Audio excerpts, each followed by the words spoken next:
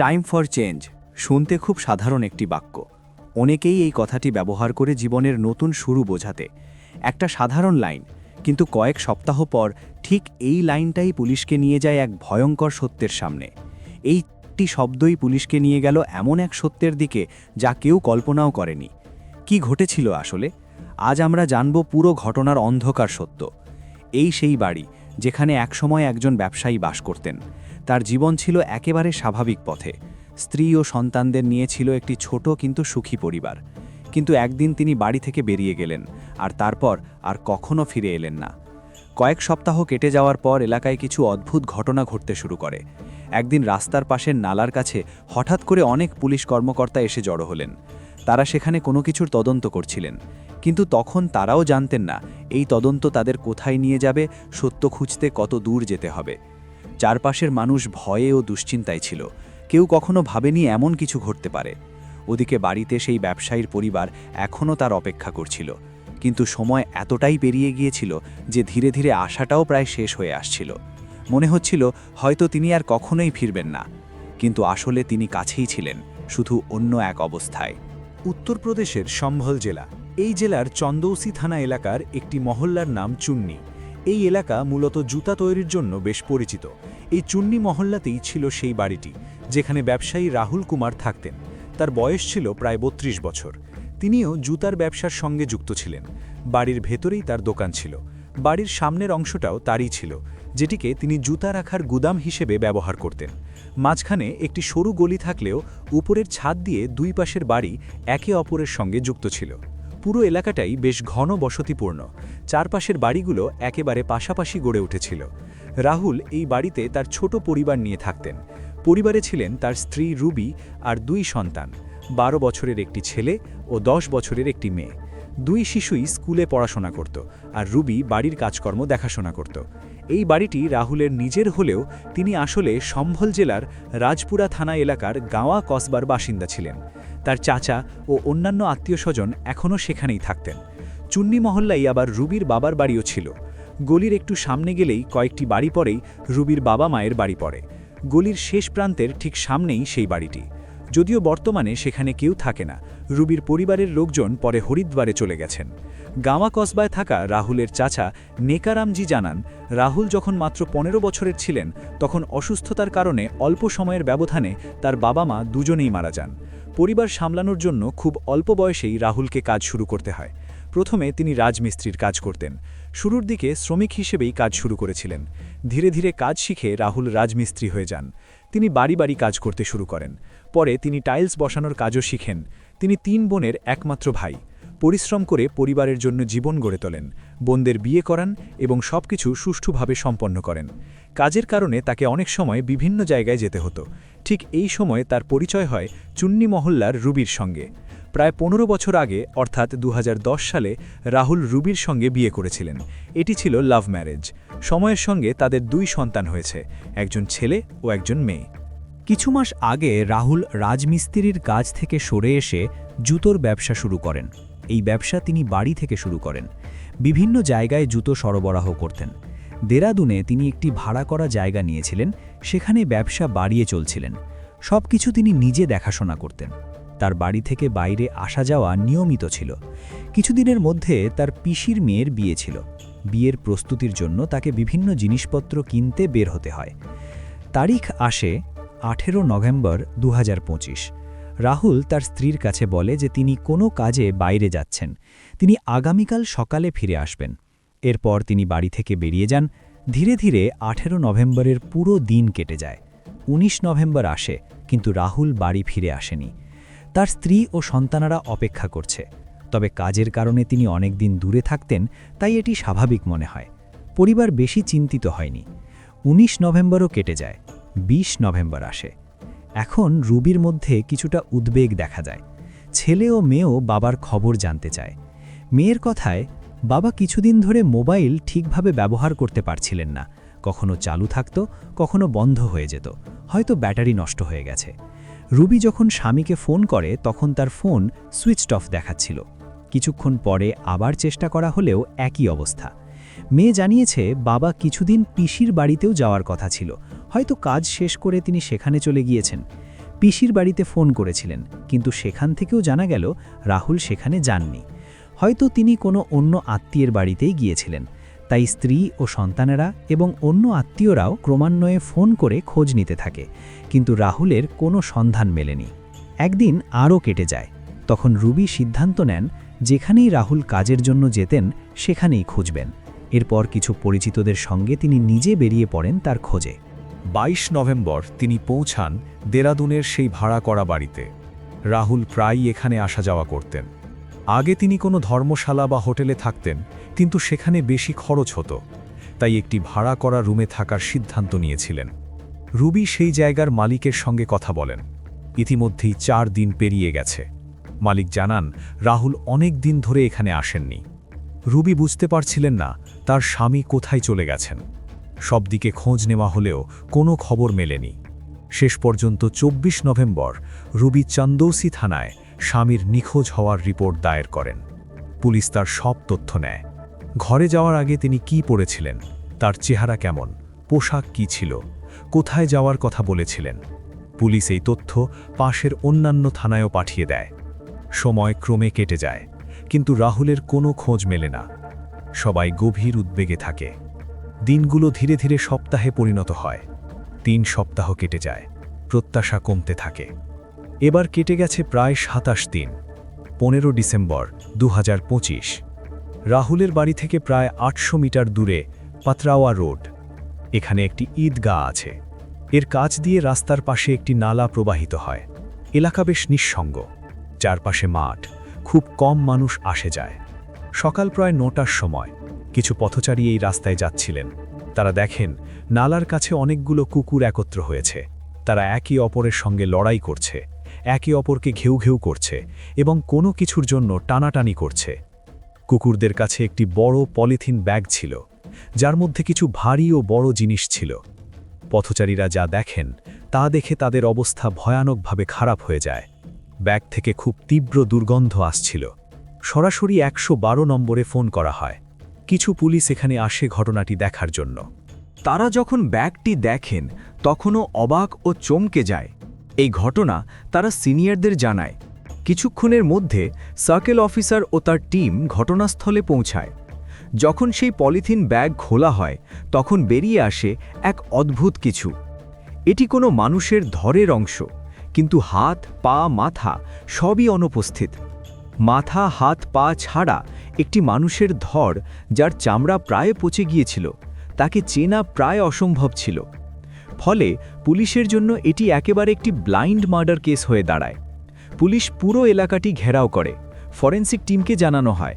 কিছুক্ষণে আশেপাশের গ্রামের কয়েকশো মানুষও জমায়েত হতে শুরু করে। পুলিশ আশেপাশের এলাকায় আরও তল্লাশি চালায়, হয়তো আরও কিছু অংশ পাওয়া যায়। নালার পাশে উদ্ধার হয় একটি বড় লাগেজ ব্যাগ, যা ছিল ডার্ক গ্রিন রঙের। ধারণা করা হয় ধরটি সম্ভবত ওই ব্যাগের ভেতরেই রাখা ছিল। পরে কুকুরগুলো গন্ধ পেয়ে সেটি টেনে বাইরে বের করে আনে।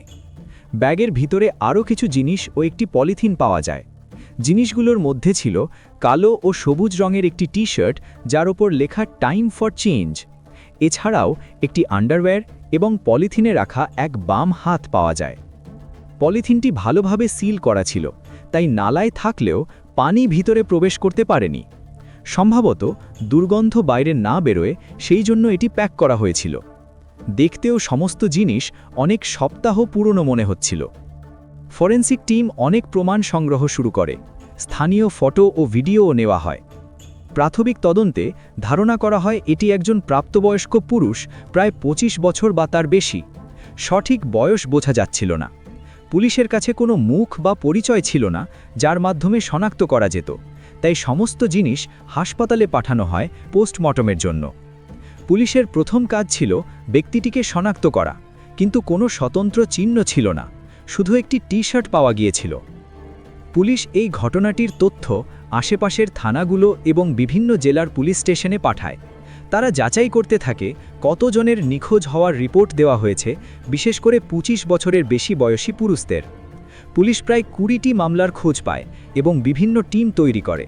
ক্রমান্বয়ে ওই 20 জনের পরিবারের সঙ্গে যোগাযোগ করা হয়। এই এলাকার পরিস্থিতিও বেশ চ্যালেঞ্জিং ছিল। পতরোয়া রোডের ঈদগাহের আশেপাশে বহু দূর পর্যন্ত কোনো সিসিটিভি ক্যামেরা ছিল না। এলাকা নিঃসঙ্গ, কম মানুষ চলাচল করে, রাতে আরও নিস্তব্ধ। পুলিশ কাজ চালাচ্ছিল, কিন্তু কোনো ফল মিলছিল না। পোস্টমর্টেমের আগে প্রায় ৭২ ঘন্টা অপেক্ষা করা হয়। কোনো পরিচিত কেউ আসবে কিনা, হাসপাতালে এসে দাবি জানাবে কিনা, সেই জন্য অপেক্ষা করা হয়। কিন্তু যখন কেউ আসে না, 18 ডিসেম্বর পুলিশ নিজে থেকে পোস্টমর্টেমে প্রক্রিয়া শুরু করে। ফরেনসিক পরীক্ষায় পুলিশ অনেক তথ্য পায়। মনে হয় হত্যাকাণ্ডটি পরিকল্পিত ও সুচারুভাবে সম্পন্ন করা হয়েছে। পুরো শরীর পরিষ্কারভাবে আলাদা করা হয়েছে। কোনো মেশিনের ব্যবহার হয়েছে, কারণ মেশিন এবং ধারালো হাতিয়ারের ছাপ আলাদা হয়। এই ক্ষেত্রে মেশিনের ছাপ পাওয়া যায়। যে হাতটি পাওয়া গেছে তা মনোযোগ দিয়ে পরীক্ষা করলে দেখা যায় এক ট্যাটু আছে। তার মাঝখানে লেখা রাহুল। এখন প্রশ্ন, রাহুল কে হতে পারে? হয়তো এটি তার নাম, নাকি কারোর কাছের পরিচিত ব্যক্তির নাম। এদিকে পুলিশ স্টেশনে পুরনো ফাইল খতিয়ে দেখছিল, যেসব লোক নিখোঁজ হয়েছে এবং যাদের রিপোর্ট লেখা হয়েছে। ডাক্তারদের মতে এই হত্যাকাণ্ড 25-30 দিন আগে সংঘটিত হয়েছে। চন্দৌসি থানায় একটি ফাইল পাওয়া যায়।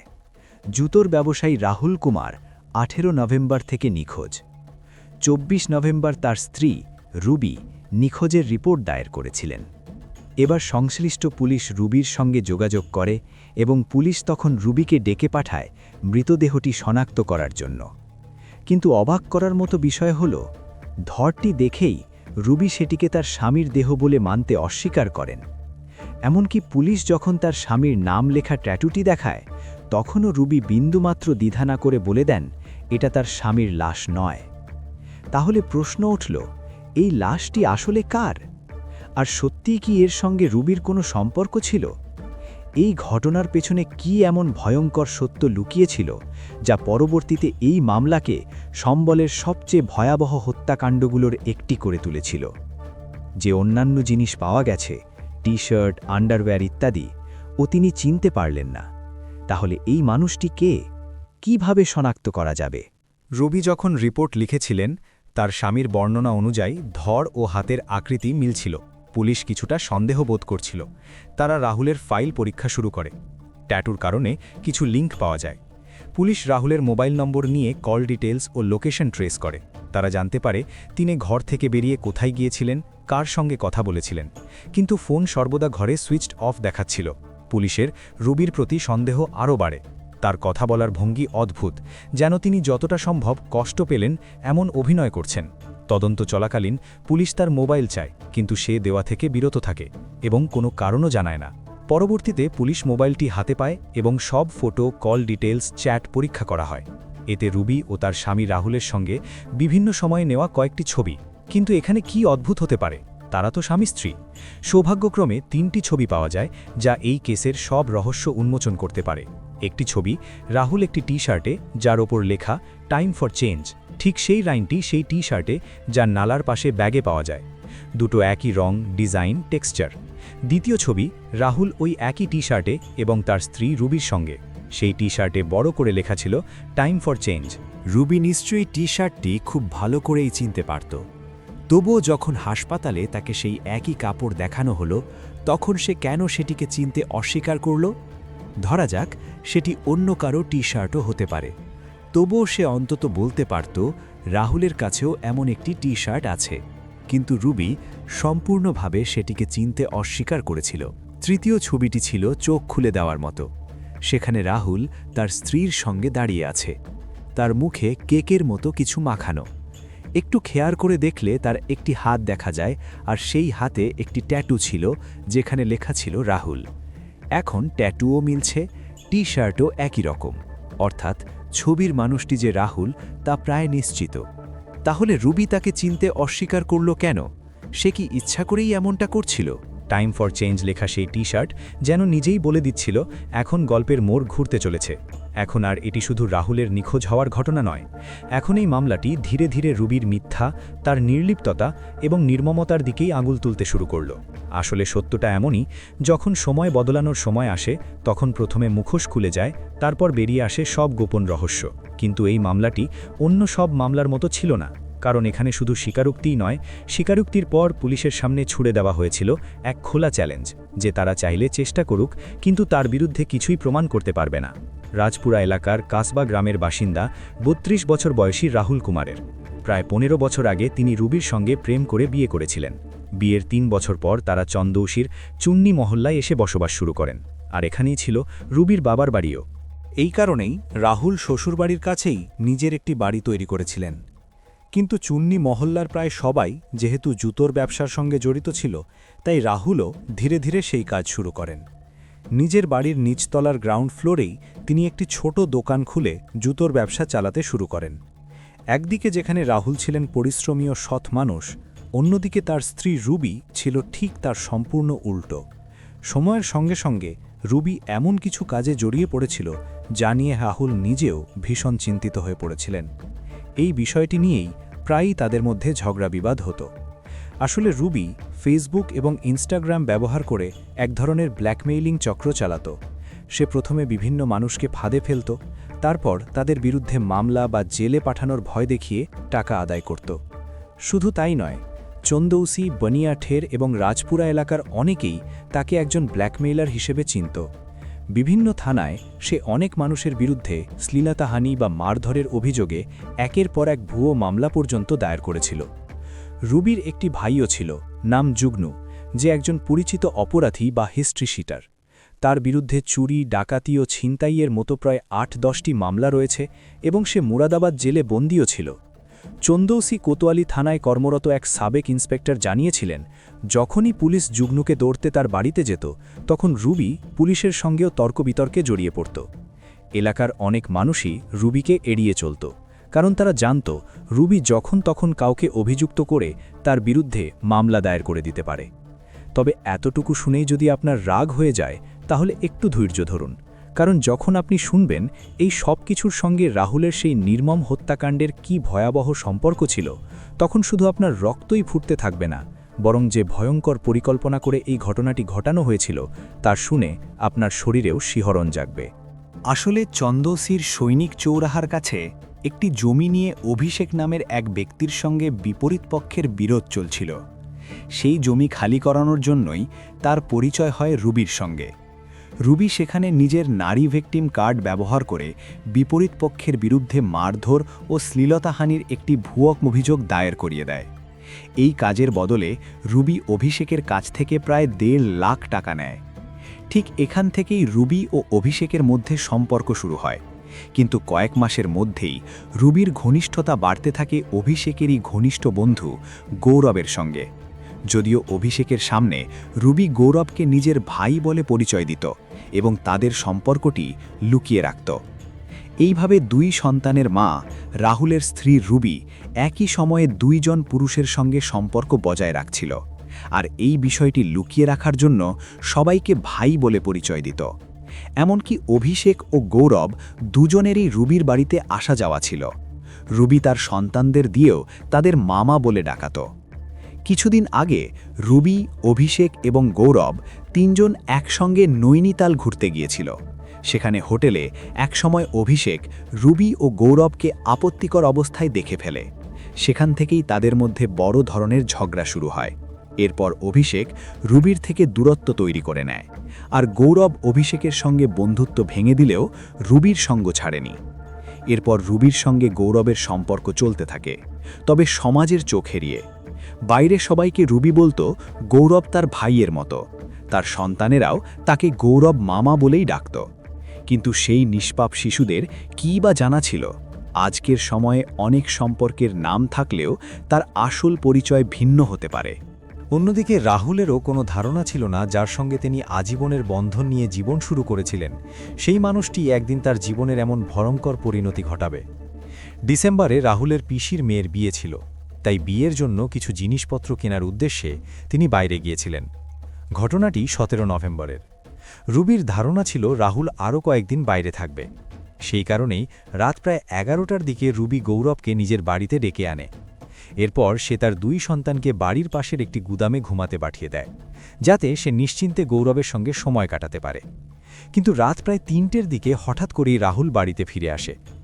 এত রাতে নিজের স্ত্রীকে গৌরবের সঙ্গে আপত্তিকর অবস্থায় দেখে তার মাথা গরম হয়ে যায়। রাগ, বিশ্বাসঘাতকতা আর গভীর কষ্ট সব কিছুর মধ্যে রাহুল দুজনের সঙ্গেই তর্ক ও ঝগড়া শুরু করে। রাহুল ও গৌরবের মধ্যে হাতাহাতিও শুরু হয়ে যায়। সেই সময় রাহুল বলে যে সে এখনই তাদের দুজনকে সমাজের সামনে অপমান করবে, যাতে সবাই তাদের আসল চেহারা দেখতে পারে। রাহুল যখন রুবিকে বাড়ি থেকে ধাক্কা দিয়ে বের করে দিতে যাচ্ছিল, তখন সেই উত্তেজনা, ভয় আর তাড়াহুড়োর মুহূর্তে রুবি চিৎকার করে গৌরবকে বলে, একে মেরে ফেলো। রাহুল তখন রুবির সঙ্গে ধস্তাধস্তিতে ব্যস্ত ছিল। রুবির মুখে এই কথা শোনার সঙ্গে সঙ্গেই গৌরব পাশে পড়ে থাকা একটি লোহার রড তুলে নিয়ে জোরে রাহুলের মাথায় আঘাত করে। আঘাতটি এত হঠাৎ ও জোরে ছিল যে রাহুল নিজেকে সামলে উঠতে পারেনি। আর এরই মধ্যে রুবি জুতায় পেরেক ঠোকানোর একটি হাতুড়ি নিয়ে তার উপর একের পর এক আঘাত করতে থাকে। অবশেষে তারা দুজন মিলে রাহুলকে হত্যা করে ফেলে। রাগ, ভয় আর তাড়াহুড়োর মধ্যে অপরাধটি ঘটে গেলেও এখন সবচেয়ে বড় কাজ ছিল যেভাবেই হোক এই ঘটনাটি সবাই থেকে লুকিয়ে রাখা, বিশেষ করে তাদের 2 সন্তানের কাছ থেকে। তাই সকাল হওয়ার পর রুবি গুদামেই থাকা 2 সন্তানকে স্কুলের জন্য তৈরি করে পাঠিয়ে দেয়। বাচ্চারা স্কুলে চলে যাওয়ার পরই রুবি ও গৌরব রাহুলের লাশ গোপন করার পরিকল্পনা করতে শুরু করে। গৌরব একটি টাইলস কাটার গ্রাইন্ডার মেশিন ভাড়া করে নিয়ে আসে, আর রুবি ঘণ্টাঘর মার্কেট থেকে প্লাস্টিকের পলিথিন ও 2টি বড় ট্রাভেল ব্যাগ কিনে আনে। এরপর তারা এমন একটি ভয়ঙ্কর পরিকল্পনা বাস্তবায়ন করতে শুরু করে যা শুনলে যে কারোর শরীর শিউরে উঠবে। এরপর দুজনে মিলে সেই গ্রাইন্ডার মেশিন দিয়ে লাশটিকে টুকরো টুকরো করে ফেলে। প্রথমে মাথা আলাদা করা হয়, তারপর হাত ও পা কেটে ফেলা হয়। একটি ব্যাগে মাথা ও 2 হাত পা রাখা হয়, আর অন্য ব্যাগে রাখা হয় ধড় ও বাকি মাংসের টুকরো। ততক্ষণে দুপুর হয়ে গিয়েছিল এবং পুরো ঘরে রক্ত ছড়িয়ে পড়েছিল। এদিকে 2 সন্তানের স্কুলও ছুটি হওয়ার সময় হয়ে আসছিল। যাতে বাচ্চারা হঠাৎ বাড়ি ফিরে কিছু দেখে না ফেলে, তাই রুবি তাদের সামলানোর জন্য গৌরবকে পাঠিয়ে দেয়। গৌরব স্কুল ছুটির পর রাস্তাতেই বাচ্চাদের সঙ্গে দেখা করে। সে তাদের বলে যে আজ তাদের মা রান্না করেনি, তাই আজ তারা বাইরে হোটেলে গিয়ে খাবে।